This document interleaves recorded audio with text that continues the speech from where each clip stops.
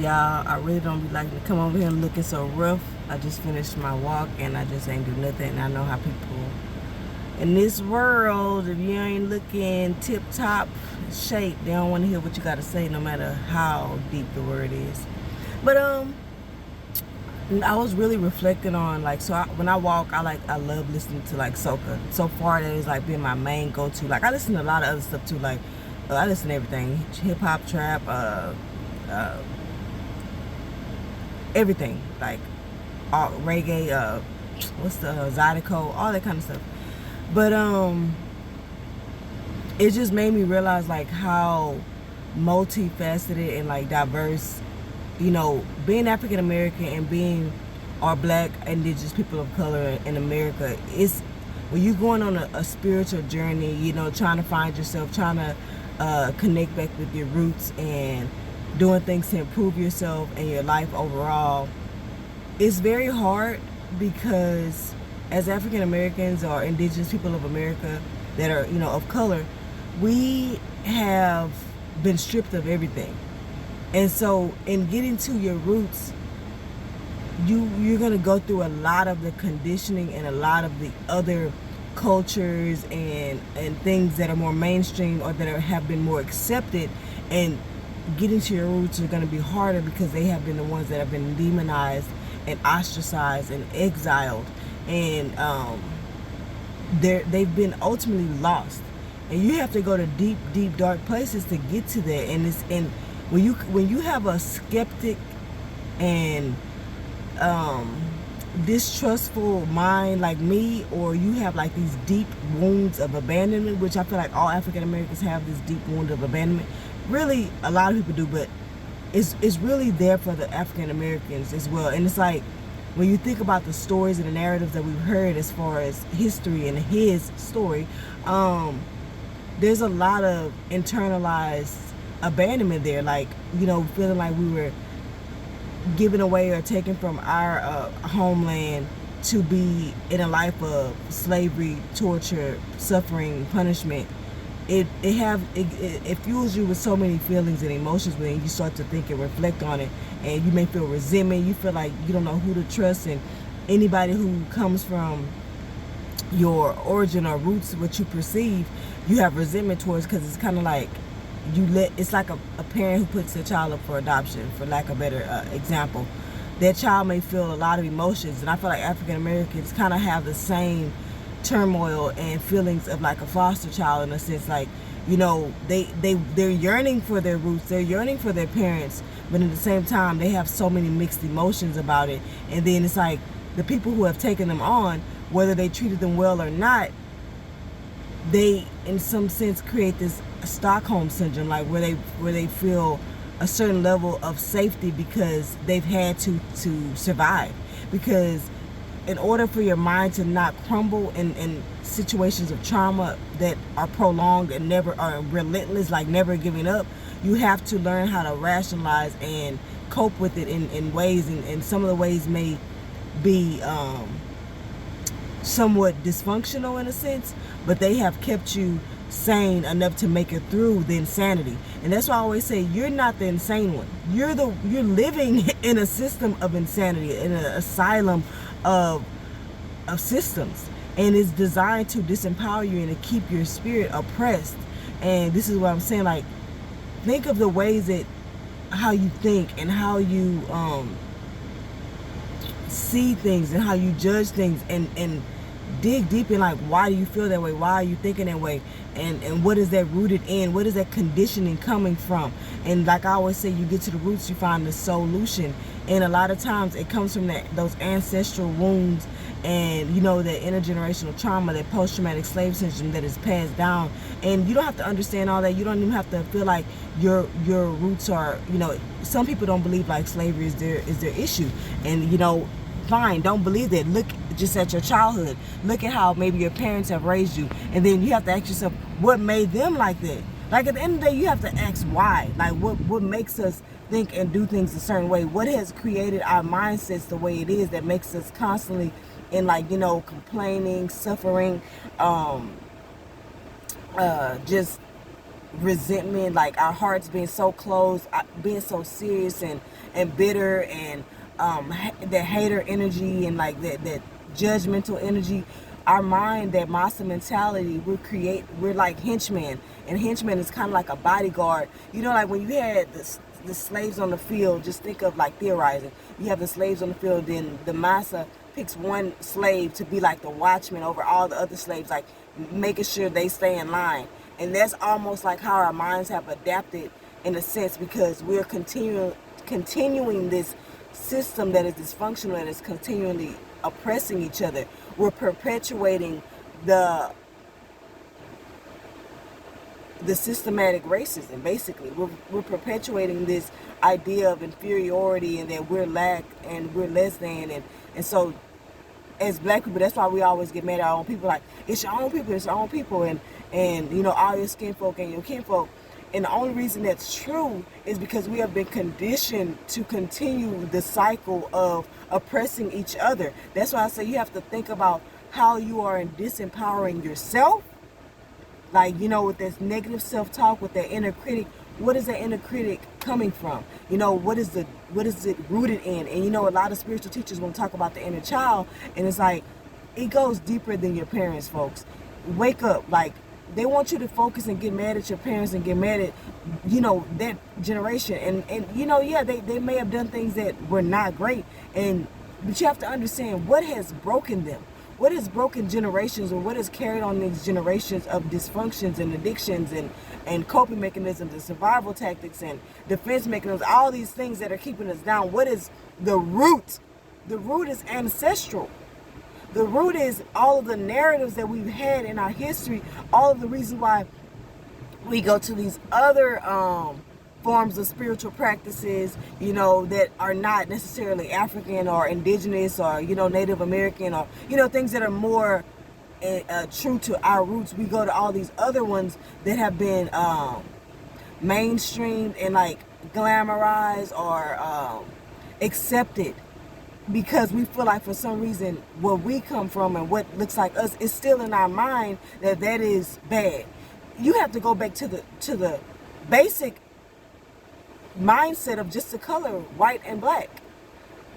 Black is always associated with things that are negative. White is always associated with things that are positive. Just a small, simple example: devil's food cake, chocolate, black; angel food cake, white. Like, you may think it's simple and stupid, but there's something that happens to your psyche when there's like subliminal messages and meanings to things, and how it affects your conditioning.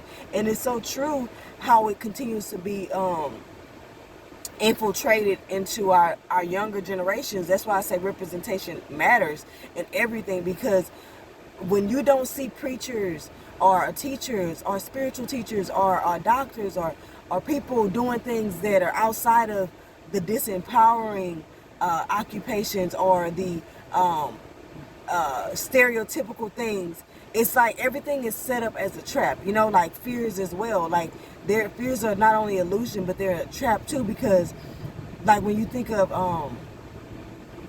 like homophobia or something, you know, that is a trap, because especially for black men, because there's so much in our culture that says, you know, if you're this way or that way, or if you do this or that, then that's then that's gay or weak or lame or a simp or a BITC. Like, just think of all of the connotation and the meaning behind the words and the behaviors that make them. It's a divide and conquer, because it's all about separating you from something that you perceive, that you have been led to perceive as unworthy or less than or bad or something.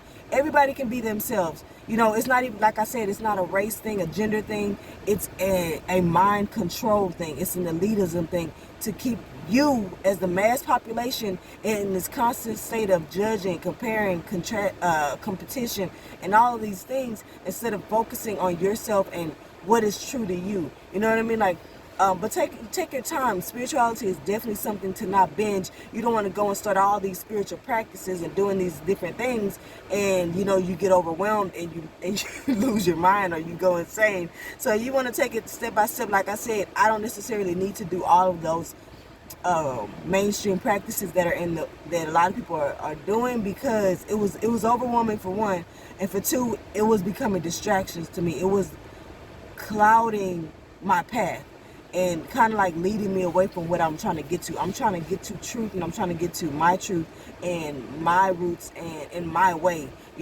Not doing things that fuel me with fear, but knowing that awareness is there, knowing that my upbringing and everything, that the religion, and I am religious, but that doesn't mean you can be religious and still not have a specific dogma, or such rigid type of mindset where it's like, is this way or no way, or if you're not like this, I hate you, or you're bad, or you're evil. You know what I'm saying? Like, so there is gray in the middle. There's a spectrum, but just knowing that some of the conditioning has affected my psyche, has affected my spirit to oppress it, and slowly working my way through it in my way, and without judgment, shame, or guilt. And those are a lot of the emotions that we harbor that keep us stuck. And that's also why stereotypes and stigmas are created, because they keep you stuck in a sense of self-judgment, guilt, and shame. The more and more you dismantle self-judgment, guilt, and shame, the more and more you free yourself from the constructs and the social norms, whatever that is, of society, knowing that you can be and do whatever you want, but also keep in mind, why do you feel more comfortable doing this than that? Or why do you feel more judgmental toward these people or that practice versus that? You know what I'm saying? Like, those are things to just think about, and do pray on it, do some research, go into history. But at the end of the day, you just got to find what truth resonates with you and makes you feel comfortable and peace of mind, because you don't know who to trust, and you have to choose to trust in humans, because at the end of the day, humans are not always in integrity, and it's kind of hard sometimes when money is a factor and is needed to keep us sustained. And that's also why there are a lot of narratives around money that play roadblocks. Like, there are a lot of things that are inputted in infiltrated into our psyches, which is like your mind, body, spirit, heart, to create roadblocks. I like to use the analogy of cars all the time, because the road trip of life is you're in the driver's seat. You were in the back seat, but now you're in the driver's seat. And so there are a lot of things that have been infiltrated, these narratives, these false beliefs in your ego, your subconscious, and your unconscious mindset, these mental constructs that create roadblocks to you trying things, experimenting with things, or learning new things, or tapping into certain things, or going in certain directions or paths, and helping you get to your authentic self. And there is no way of being authentic self. I know, like, in the spiritual community right now, there's like a lot of, with people learning new things and going into new practices, there's a lot of it's becoming like really like classist, or it's becoming counterproductive, because it's becoming judgmental again, seeing that people feel like if you're not doing this and this and this, then you're not spiritual. Or, like I said, spirituality is more of a heart thing. It's more of a leading with love type of thing, and it's not a way to be. Spirituality, true spirituality, is about understanding that you are a spirit on a human experience, and that we're all connected, we're all one. And there have been so many ways that we have been divided, but what we need to be working on is unity consciousness, and that's the bigger lesson of it all. And just kind of understanding that there are many paths to home, but none is like, there's no right or wrong, shouldn't, you know what I mean? Like I always say, I do have a moral compass and a love ethic, but ultimately, like, you do what you do. Like, if you like it, I love it type situation. But I will, like, I am, as a spiritual teacher, I do have my own biases and my own filters that make me say my own opinion. Like, you can't, as a human, you can't take out your opinion out of things.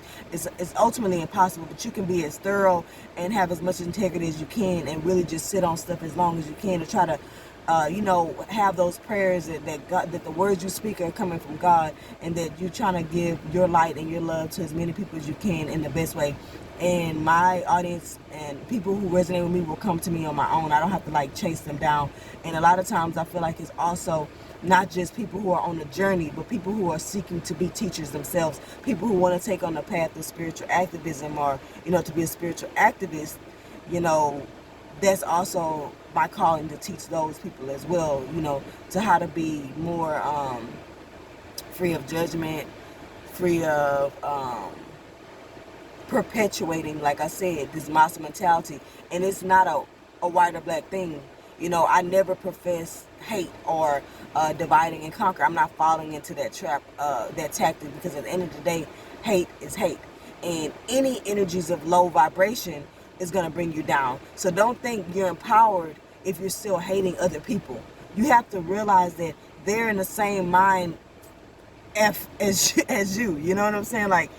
But for them, it works for them because we're in the world of physical, meaning that because their physical appearance is accepted, the mindset they have has put them in a place of superiority, and has put us in a place of inferiority, meaning less worthy versus them. And so this is our mental construct. That's why listen to my podcast on monster mentality and kind of a breakdown. It's still unfolding to me.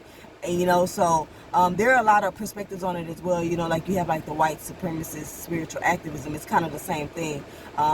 There's a book, I believe it's called Do Better.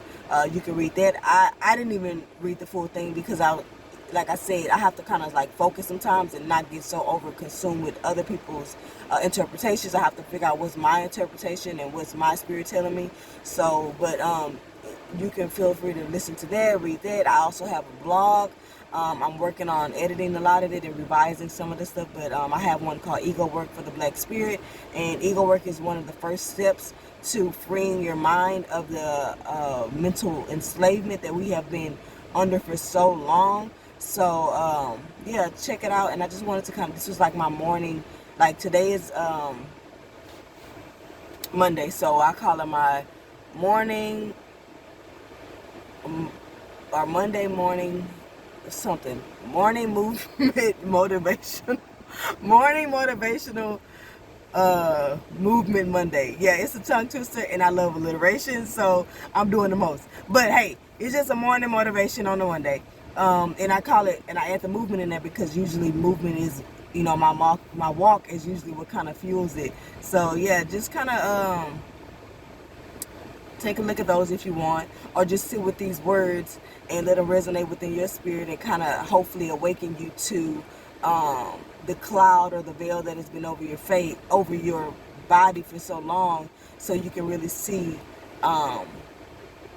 what's oppressing you, what's holding you down, what's keeping you stuck in life, and find your true worth, and just know that you are worthy just as much as anybody else. You are loved, you are special, you belong here, and you deserve and are worthy, or do abundance and wealth just like anybody else. You have to let go of the lack, scarcity, and limited mindset, and go to the more limitless and growth and liberated mindset. It starts here. You have to conquer this first to journey to here, to journey to your spirit, to journey to your emotions, to journey everywhere. It's not even, I don't even want to say it's long. It's not long. I've come to so many revelations and epiphanies and enlightenment in a year. It doesn't have to be this long. Right now, our ancestors are working really hard. Like, God is working really hard. The will is not for us to be like this in centuries of suffering. That is not God's will. And God is moving fast in my life, swiftly, to continue to spread this word. And a lot of our leaders are leaving us in body, and they're still with us in spirit. So you have to know how to understand, you don't have to go down the road of being woo-woo and all of the stuff that is scary to you. That's why I say don't go down that road if it's going to be a roadblock. ease into spirituality and don't binge it. Do things that make you comfortable, that you can sit with and understand why those things are fearful to you. And the more you understand, the way you transmute is through education. Education is empowering. Knowledge is power. The mind is a terrible thing to waste. Understand that, and that is why a lot of things are that is why the first thing they did in slavery is stripped you of everything. Like, you couldn't read, you couldn't use your language, you couldn't do this, you do this, but we still persevere, we still adapted, we still found a way. Where there's a will, and on earth you have free will, even though it's stripped, where there's a will in spirit or mind or heart, there is a way, and it's not over. I love you guys. Keep God first. Stay focused. Peace.